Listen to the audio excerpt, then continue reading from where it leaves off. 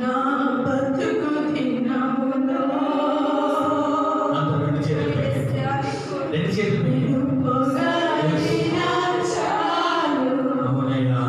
నా గుండెలో. Thank you, God.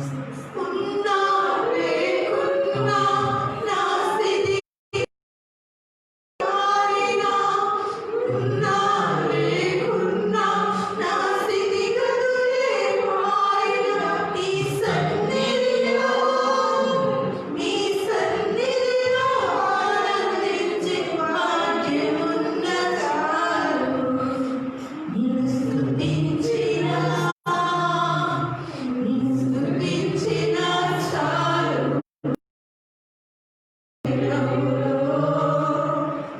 నిన్ను పొగడినా చాలు. నా గుండె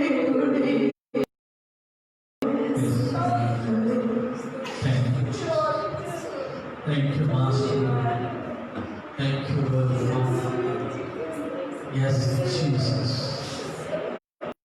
Hallelujah. ప్రార్థన చేసుకుంటాం.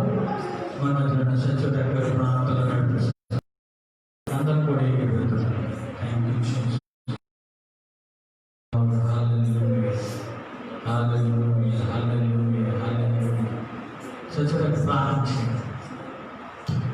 Thank you. Hallelujah. Hallelujah.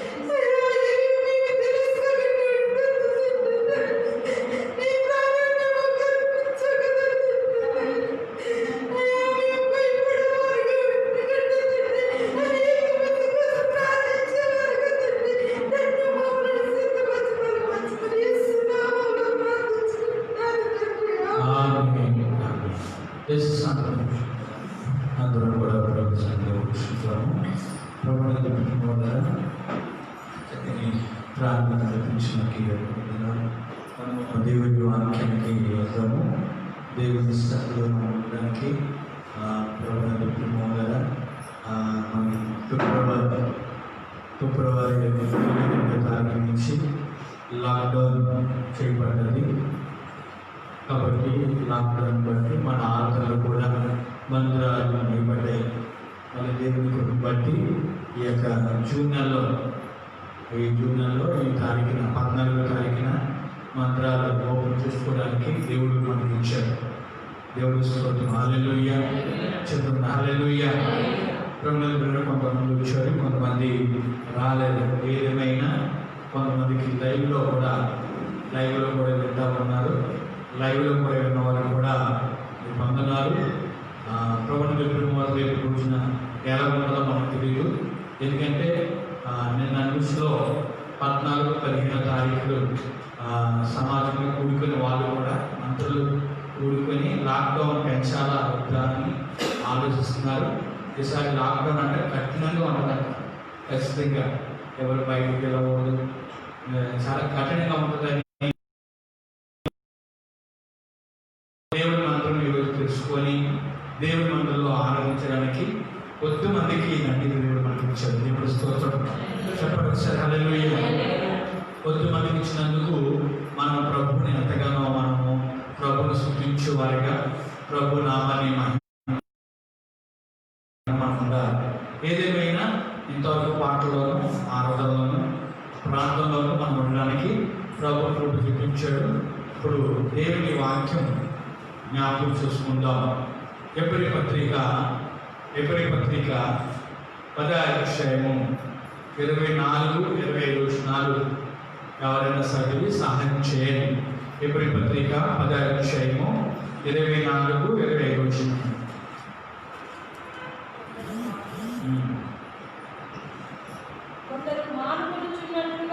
కొందరు మానుకొనుచున్నట్లుగా సమాజంగా కూడి మానక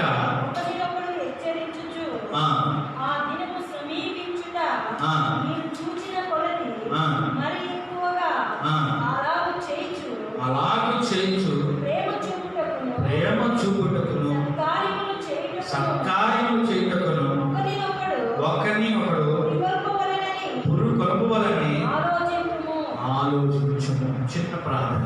మమ్మల్ని మిక్కిలిగా ప్రకటిస్తున్న మా ప్రియ తండ్రి, ఈ సభలో వాళ్ళ ద్వారా 2 నిమిషాలు నాతో అందరితో కూడా మీరు మాట్లాడాను.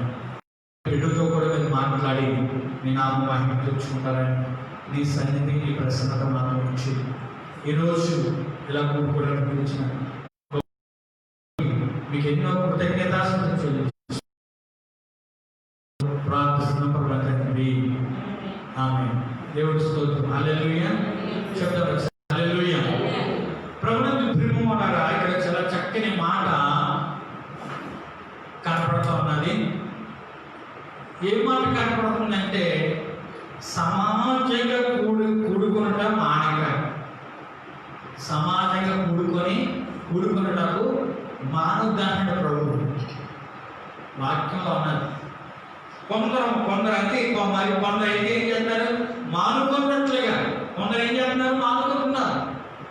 సమాజంగా కూడుకొని మానుకుంటారు. కొందరు ఎందుకు మానుకుంటారంటే బట్టలు ఉడుకోవడానికి కానీ, లేకపోతే రకరకాల వంటలు చేసుకోవడానికి కానీ, టీవీ చూడడానికి కానీ కొందరు మానుకుంటున్నారు. కానీ దేవుడు వాక్యం ఏం చెప్తుందంటే సమాజంగా కూడుకోవడానికి మానుకోవద్దు. సమాజంగా కూడుకోండి. సమాజంగా ఏం చేయాలంటే మనము కూడుకోవాలి. దేవుడు ఇచ్చిన ఈ మంచి వాగ్దానం, ఈ మంచి తరుణము బట్టి ఇంకా కూడుకొని మానవులంటున్నాడు. వాక్యము నమ్మదగినది. అవునే కదండి. వాక్యము ఏది చెప్పుదో ఆ ప్రకారం మనము చేయాలి. దేవుడు ఏమన్నా కొందరైతే మానుకుంటున్నారు. చూడండి, ఈరోజు మానుకున్నారు లేదు చెప్పండి. ఎందుకు మానుకున్నారంటే భయం. ఎందుకు మానుకున్నారండి? భయం. కొంతమంది వచ్చాడు మానవద్దు అంటాడు ప్రభు. అయితే మన అధికారులు చెప్పారు, ప్రధానమంత్రి నుంచి అలాగే ముఖ్యమంత్రి, వీళ్ళందరూ కూడా ఏం చెప్పారంటే మీ మంచి కోసం చెప్తున్నామని చెప్పి అనుకోండి అని చెప్పారు. కాబట్టి వారి మాట కూడా మనకు కాదనకూడదు. ఒకవేళ ఆ మాట మనం వ్యతిరేకించామనుకోండి, మరి పోలీసులు వచ్చి మనల్ని ఎక్కడ పెడతారు చెప్పండి? క్వారంటైన్ పెడతారు, జైల్లో పెడతారు మనం. కాబట్టి దేవుడు చెప్తూ ఉన్న మాట ఏంటంటే, మీరు మానుకోవద్దు సమాజం కూడుకొని. దేవుడు అనుకున్నాడు సమాజంలో కూడుకున్నప్పుడు ఆ అపోస్తలుల పౌలు కానీ యేసుప్రభువు కానీ ఏం చేసేవారంటే దేవుని వాక్యాన్ని ప్రకటించేవాడు. సమాజంగా కూడుకున్న తర్వాత దేవుని వాక్యాన్ని ప్రకటించేవాడు. ఇది నన్ను ఇటువంటి మంచి అవకాశం కూడా దేవుడు మనకు ఇచ్చాడు, తరుణం ఇచ్చాడు. కొంతమందికి ఇలా సమాజం కూడుకుని ఆరాధించే గర్భిత లేదండి, ప్రభువు సూచించే వాక్యము లేదండి. సాటిని ఆరాధన చేసుకొని అండర్ గ్రౌండ్లో ఆరాధన చేసుకున్న వాళ్ళు ఉన్నారు. కొన్ని దేశాల్లో కూడా ఇలా సమాజంగా కూడుకొని ఇలా మందిరాలు పెట్టుకొని ఫేత్ మందిరం అని, ఫేత్ చర్చ్ అని రకరకాలు పెట్టుకొని చాలా మందిరాలు ఉన్నాయి కదండి, ఇలా పెట్టుకొని ఆరాధించే అవకాశాలు లేవు. కానీ మన దేశానికి లేదా మన రాష్ట్రానికి మంచి అవకాశం దేవుడు మనకి ఇచ్చాడు. కానీ మనం వినియోగించుకోలేకపోతున్నాం. కొంతమందికి లేక బాగుపడుతున్నారు, కూడుకొని ఆరాధించండి లేక బాగుపడుతున్నారు. మనం ఉండి ఆరాధించలేకపోతున్నాం, సమాజంగా కూడుకొని మానుకుంటున్న కొంతమంది. దేవుడు ఏమంటాడంటే సమాజంగా కూడుకొని మానక. ఏమంటాడండి? మానక. ఎందుకు కూడుకున్న వాళ్ళు లాభం ఏంటి తెలుసండి? ఒక్కసారి కీర్తన భాగంలో 7:7 చదవండి. కీర్తన భాగం 7:7 చదవండి. దాని కీర్తన భాగంలో జనములు సమాజంగా కూడి నిన్ను చుట్టుకున్నప్పుడు వారికి పైగా పరమాత్ముడు ఆశీర్వదించడం కమ్ము. చూడండి, సమాజంగా కూడి అందరూ కలిసి ప్రభుని ఆరాధిస్తుండగా ప్రభు ఏం చేస్తాడంటే ఆశీనుడైపోతాడంటే. హల్లెలూయా. ఏమైపోతాడంటే ఆశీనుడైపోతాడు. ఇక పరలోకంలో ఉన్నాడంటే ఎక్కడైతే సమాజంగా కూడుకుంటామో, సమాజంగా కలిసి మనం ఆరాధన చేస్తామో అక్కడ దేవుడు ఏమైపోతాడంట? ఆశీనుడైపోతాడంటే. మన మధ్యలోకి వచ్చేస్తారంటే, మన మధ్యకి వచ్చి మనమేంటమ్మా నువ్వు చేస్తున్న ఆ ప్రార్థనకి ఏంటి జవాబు? ప్రభు వచ్చాడు గుర్తు చేద్దాం. ఇప్పుడు ఒక తండ్రి డ్యూటీకి వెళ్ళే ఊరిలో వచ్చాడండి. ఈ ఊరిలో వచ్చినప్పుడు పిల్లల కోసం గుర్తు చేస్తూ వస్తాడా? పిల్లలు ఉన్నారు, పిల్లల కోసం గుర్తు చేస్తూ వస్తారు. చెప్పండి, వాళ్ళకి ఏది ఇష్టమో వాళ్ళు అడిగింది వాళ్ళకి ఇష్టమైనది తీసుకొస్తారు. తీసారా? మరి మనం ఆరాధించినప్పుడు మనం ప్రభువు, మన తండ్రి, మన ప్రాణం పెట్టిన తండ్రి ఆశీర్వైపోయి ఎందుకంటే మన మంచికి వచ్చినప్పుడు పుట్టు చేతితో వస్తాడా? పుట్టు చేతితో వచ్చేవాడు కాదండి. నీకు ఏది కావాలో, నాకేది కావాలో, మనకేది కావాలో అది అంగీకరించడానికి ప్రభు ఆశీర్వైపోతున్నాడు. సమాజంగా కూడుకొని ప్రభుని ఆరాధించుట, ప్రభుని కొందరు ఏం చేస్తున్నారంటే ఇక్కడ ఇప్పుడు కాలంలో కదండి, అప్పుడు కాలంలో కూడా ఉన్నదండి. అప్పుడు కూడా కొందరు ఏం చేస్తున్నారు? టీవీకి బాక్స్ అయిపోయి మామూలుగా టీవీకి అయ్యో ఈరోజు అది వస్తుంది, ఈరోజు ఇది వస్తుందని టీవీకి బాక్స్ అయిపోవడం కొంతమంది ఉంటారు. కొంతమంది అంటే పనులు పెట్టుకోవడం. అయ్యో నేను ఈరోజు ప్రభు ఆరాధించే దినము కదా, ఇది నా ప్రభు దినము కదా అని చాలా మంది గుర్తించలేకపోతున్నారు. ప్రభుత్వం మానక సమాజం ఆయన ఆశీనుడు కావాలంట, ఆశీనుడైపోతాడంట. హల్లెలూయా. మనం చేస్తున్నప్పుడు దేవుడు ఆశీనుడైపోతాడు. ఆశీనుడైపోయి నీకేది కావాలో, నాకేది కావాలో అది పట్టుకొని మనకి ఇష్టం వచ్చింది ఏది అడిగామో అది తీసుకొని నీకు ఇవ్వడానికి వస్తున్నాడు, మనకి ఇవ్వడానికి వస్తున్నాడు. అందుకే మన ప్రభుని ఆరాధించాలి, సమాజం కూడుకొని ప్రభు నామాన్ని మహిమపరచాలి. అసలు మన చూపులు మార్చుకోవడానికి దేవుని వాక్యం మారుస్తుందండి. దేవుని వాక్యం ఏం చేస్తుందండి? మన జీవితాన్ని, మన బ్రతికినే మార్చేస్తుంది. దేవుని వాక్యం సమాజంగా ఎత్తుకోవాలంటే 3 మాటలు చెప్పారు. మాటలు ఇప్పుడు చెప్పే సమయం గారు కానీ నేను ఒక్క మాట చెప్పేసి దేవుడి సిద్ధంగా వచ్చి వారంలో ఇలాగ సమాజం కూడుకుంటే చెప్పండి చెప్తాను, లేకపోతే ఫోన్లోనా చెప్పుకుంటాం. అయితే 3 మాటలు జ్ఞాపకం చేయాలి. దేవుడి సమాధికి ఎందుకు కూడుకోవాలంటే దేవుడి వాక్యం వింటారు. రెండోదిగా ఏం తెలుసండి, ఆయన స్తుతించుతాడు. మూడోదిగా ఏంటంటే ఆయన సన్నిధిలో మనం ప్రార్థించుతాడు. ఆయన సన్నిధిలో ప్రార్థించేటప్పుడు కూడుకోవాలంటే సమాజంగా. చూడండి, అన్న ఉన్నది ఎక్కడికి వెళ్ళి ప్రార్థించింది, వాళ్ళకి అన్న వారమాలు ప్రార్థన చేసే అవకాశం కాదని వాళ్ళకి సంవత్సరానికి ఒకసారి వెళ్ళాలి. మీకు అర్థమైందండి, అన్న ప్రార్థించేప్పుడు సంవత్సరం వారం ఉంటుంది కాదు. మనకి ఎంత మంచి అవకాశం ఇచ్చాడు చూడండి. వాళ్ళకి ఇచ్చే ధన్యత వాళ్ళకి ఆ ధన్యత లేదు. మనకి ఇచ్చాడు వారం వచ్చి ప్రభుని ఆరాధించే ధన్యత.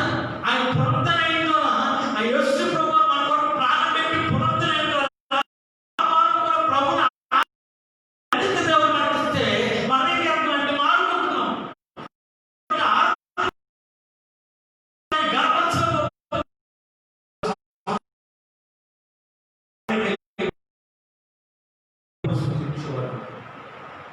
ప్రభుని మాట వినడానికి ఆతృతపడేవారు, ప్రభుని మాట వినడానికి ఇష్టపడేవారంట. సంవత్సరం ఒకసారి ప్రార్థన చేసుకునేవారంటే సంవత్సరానికి ఒకసారి లేదు.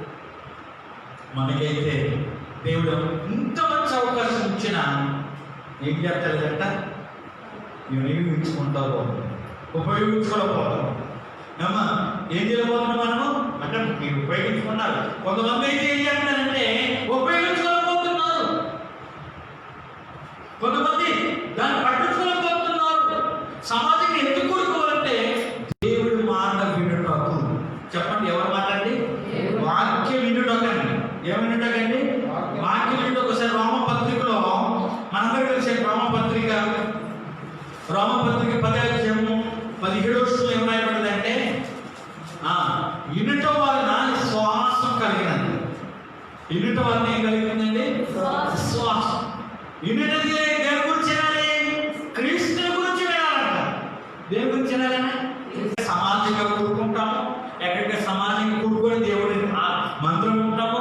యేసుప్రభువు కూడా సమాజం ఉన్నప్పుడు చిన్న వయసులో యేసుప్రభు తల్లి మరియమ్మ, తర్వాత యేసుప్రభు కొని వెళ్ళారంట. వెళ్ళిపోయి దేవుడు మాట్లాడుకుంటున్నారంటే వాళ్ళు చెప్తున్నానికి అంటే యేసుప్రభు జవాబు చెప్తున్నారంటే ఈయన వంటవాడు కుమారుడు కదా, ఇంత జ్ఞానం ఎక్కడి నుంచి వచ్చింది అంటారు. ఎంత జ్ఞానమో ఎక్కడి నుంచి వచ్చింది అన్నారు. ఒకటి మళ్ళీ అదే పట్టు పట్టుకొని అదే జ్ఞానం ఆయన గురించి మొదలు పెట్టాడంట. దేవుడి స్తోత్రం, హల్లెలూయా. చెప్పండి ఒకసారి హల్లెలూయా. ప్రభుత్వ వాళ్ళు అన్నాడు సమాజానికి కూడుకుంటూ ఎప్పుడో ఒకసారి. కానీ దేవుడు మనకి ఇచ్చాడు. దేవుడి మాటలు వింటారు. దేవుడి మాట వినడం ద్వారా మనకి ఏం కలుగుతుందంటే నమ్మకం కలుగుతూ ఉన్నది, విశ్వాసం కలుగుతూ ఉన్నది. ఎందుకంటే క్రైస్తవ జీవితానికి కావాల్సిన విశ్వాసం కావాలి. భక్తులో ప్రాముఖ్యమైన విశ్వాసం అని. విశ్వాసం కావాల్సింది ఏం కావాలండి? విశ్వాసం కావాలి. విశ్వాసం ఎలా వస్తుందంటే దేవుని వాక్యం వినుడు ద్వారా. దేవుడి వాక్యం ఎక్కడ వినగలుగుతాము? సమాజంగా కూడినప్పుడే. హల్లెలూయా. చెప్పండి హల్లెలూయా. సమాజం కూడి ద్వారా విశ్వాసం కలుగుతుంది. చూడండి, ఆ దేవుడి వాక్యం మనం ఏం చేస్తుందంటే ఏప్రిల్ పత్రిక 12 చదవండి. ఏప్రిల్ పత్రిక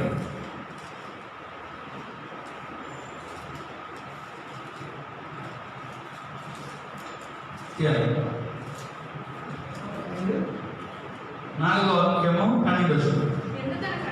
ఎందుకనగా దేవుడి వాక్యము సత్యమై బలం కలదై ఎటువంటి ఖడ్గం కంటేను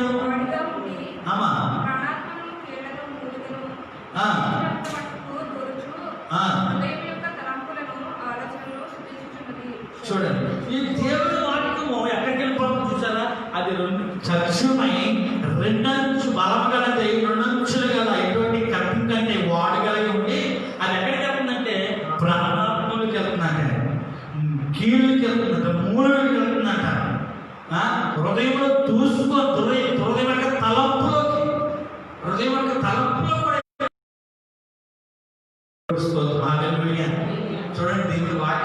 ఎంత ఎక్కడికి వెళ్ళిపోతుందో చూడండి. అది తలంపులోకి వెళ్ళిపోతుందంట, తలంపులోకి వెళ్ళిపోతుందంట, కీళ్ళలోకి వెళ్ళిపోతుందంట, మూలుగులోకి. కాబట్టి ఇటువంటి వాక్యము మనం జాగ్రత్తగా వినాలి. ఇప్పుడు ప్రకటన గ్రంథం 1:5 రాశాడండి. ప్రకటన గ్రంథం 1:5 3 వర్షం అనుకుంటాను. 3 వర్షంలో ఏం రాశాడంటే, సమయం సమీపిస్తున్నది కనుక ఇది ప్రవచన వాక్యము చదువువాడు వాటిని విని ఇందులో రాయబడిన సంగతులను గైకొన్నవాడు ధన్యుడు. చూడండి, ఎవరైనా వాక్యం విని దాన్ని గైకొన్నవాడు. ఈ ప్రవచన వాక్యం, ఈ ప్రవచన గ్రంథం నిజంగా అపోస్తలులు, తర్వాత మన పితరులు, చిన్న ప్రవక్తలు, పెద్ద ప్రవక్తలు, వీళ్ళందరూ ప్రవచనం వీటిని ఎవరు ఉన్నాయి. ఈ వాక్యం విని దాన్ని ఏం చేయాలంటే గ్రహించిన వాడే ధన్యుడు, దాన్ని విన్నవాడే అదృష్టవంతుడు. కాబట్టి ఈ రోజులో అన్ని వింటాం, కానీ దేవుని వాక్యం వినవాలి.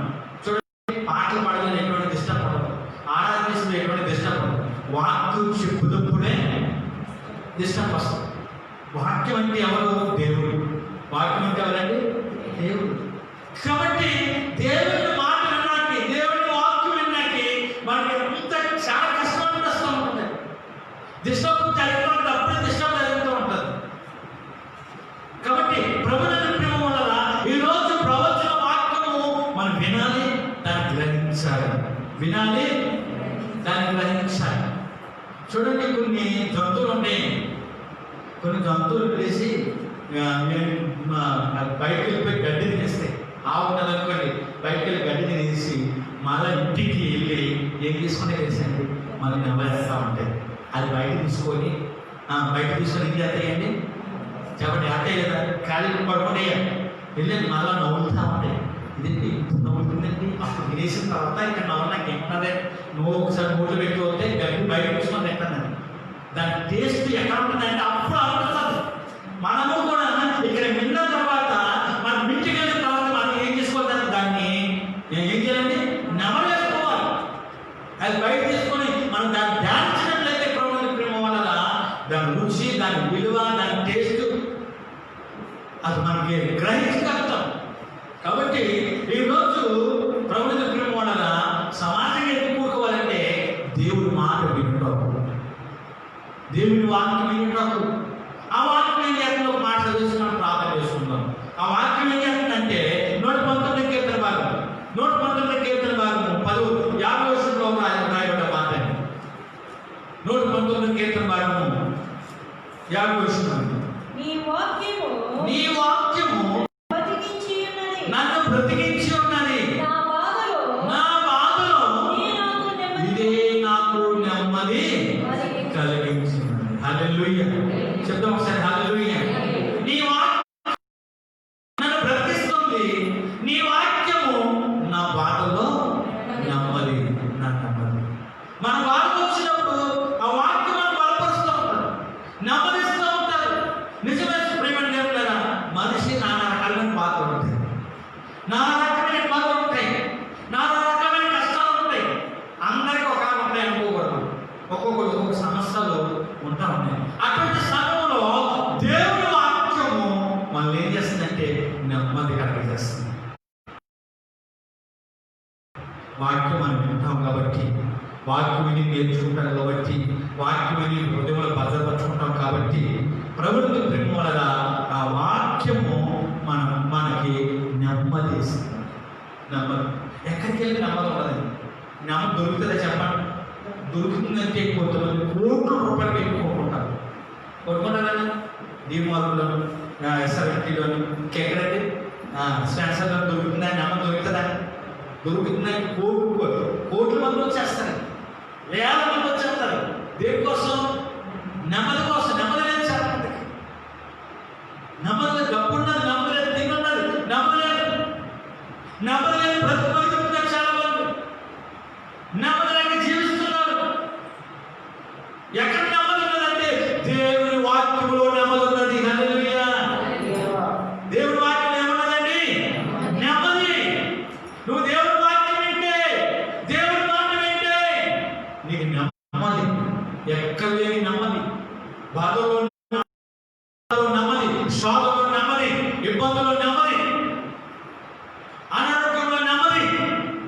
మీకు నెమ్మది కలిగజేస్తానంటున్నాడు.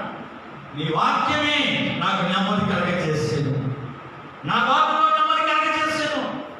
నిజమే, దానికి ఎన్ని కష్టం వచ్చాయో, ఎన్నో బాధలు వచ్చాయో వాక్యం బట్టి నెమ్మది కలిగిందంట. ఆయనకి నెమ్మది కలిగిందంట. ఈరోజు దేవుడి వాక్యం సమాజం ఎత్తుకోవాలంటే దేవుడి మాట వినుటాకు, దేవుడి వాక్యం వినుటాకు మన సమాజం కూడుకోవాలి. ఎందుకంటే మనకి నెమ్మది కావాలి. కాబట్టి నెమ్మది కావాలంటే దేవుడి వాక్యం, దేవుడి వాక్యానుసారంగా మనం జీవించాలి, దేవుడి వాక్యానుసారంగా మనం నడుచుకోవాలి, దేవుడి వాక్యానుసారంగా మనం బ్రతకాలి. బతుకులకు దేవుడి కృప మన అందరికీ తోడి ఉండి నడిపించునుగాక. ఆమేన్. అందరి తలలో ఉంచండి. ఈ వాక్యం ఫలింపు కోసం చిన్న ప్రార్థన చేసుకుంటాం. తలలో ఉంచినట్లయితే ఫలింపు కోసం ప్రార్థన చేసుకుంటాం. మమ్మల్ని మిగిలిగా ప్రేమిస్తున్నాం మా ప్రియ తండ్రి, నువ్వు గొప్ప దేవుడికి మీరు అభిషేకులకు ప్రభావ. ఈరోజు మేమందరం కూడా సమాజం కూడుకోవడానికి, నీ మందిరంలో కూడుకోవడానికి మీరు ఇచ్చిన గొప్ప తరుణం బట్టి, అవకాశాన్ని బట్టి నీకు వందనాలు. అలాగే లైవ్ కూడా ఏకమించిన ప్రతి బిడ్డను కూడా బట్టి నీకు వందనాలు ప్రభావ. ప్రతి బిడ్డను కూడా మీరు దర్శించి దీవించండి దేవా. నీకు సమాజంగా ఎత్తు కూడుకోవాలంటే ప్రభా నీ మాట వినుటకు, రెండోదిగా నిన్ను ఆరాధించుటకును, మూడోదిగా నీ సన్నిధిలో ప్రార్థించుటకును మేము సమాజంగా కూడుకోవాలని మీరు మాట్లాడుతున్నారు. దాన్ని బట్టి నీకు వందనాలు. అలాగే మా బ్రతుకులు మార్చుకున్నటకు మేము సమాజంగా కూడుకోవాలి ప్రభా. అందరిని బట్టి మీకు ఎన్నో కృతజ్ఞతాస్తుతులు చెల్లిస్తున్నాం. ఈ వాటికి ప్రతి ఒక్క రోజుల్లో నీరు కట్టి ఫలించాలి. నీకే మహిమ ఘనత ప్రభావం అర్పిస్తున్నాం. యేసు నామములో ప్రార్థిస్తున్నాం తండ్రి. ఆమేన్. అందరికీ